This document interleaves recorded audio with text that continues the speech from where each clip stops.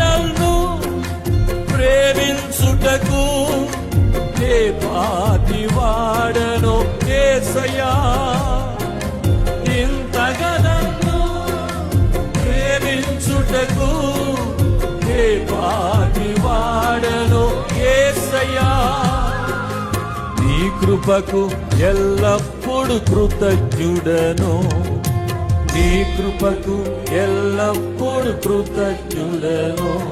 కృపయే కృపయే.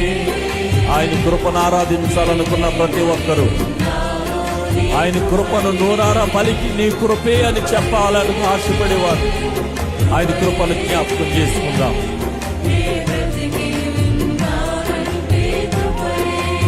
ఇంతగా నన్ను ప్రేమించుటకు ఏ పాటి వాడనో యేసయ్యా, ఇంతగా నన్ను ప్రేమించుటకు ఏ పాటి వాడనో యేసయ్యా, నీ కృపకు ఎల్లప్పుడు